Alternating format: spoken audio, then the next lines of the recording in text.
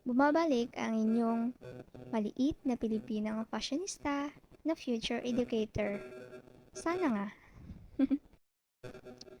This is your little Tifa. Another day in my life. Day 3! Welcome to my vlog! On the way po tayo ngayon sa school and sobrang traffic po this time. Nakakita na naman ako ng 7-Eleven. Alam nyo na kung bakit, dahil may pagkain.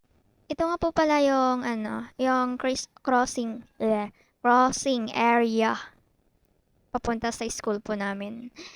So yan po, paharurot si Tito dahil need natin humabol sa time. Ito nga po pala yung entrance po ng Dimsu Imlok dito po sa San Fernando City of Union. Tama ba yun? Di ko po alam. Haha. Anyway, kailangan natin pumasok na maaga this time para hindi po tayo malista ni ano term natin doon, our lovely dear secretary.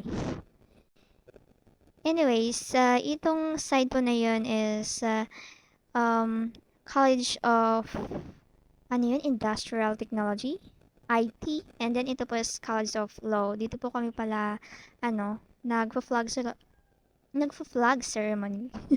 Ano ba yan? Voice over na nga, mali-mali pa. And ito po pala yung paaralan ng elementary and high school. So, ganito lang tayo, lakad-lakad hanggang makapasok tayo sa school. Wait, forward natin, forward. Tararan! Ayan, nakaupo na din ako sa wakas. Third year students nga po pala, mga yan, kasama ko po pala. This is the covered court ng Dimsu Imlok po dito sa San Fernando po. Kapag gusto niyo pong bumisita, tumingin sa mga kapag gusto niyo pong mag-hunting, kung may mahahunting po kayo. Yun nga lang, kapag wala, sorry.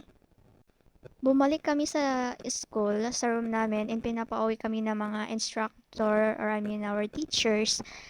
So, kailangan namin na umuwi agad kasi ayun, medyo lumalakas, humihina, ganun, paiba-iba yung weather. And, ayun, see you soon in day 4.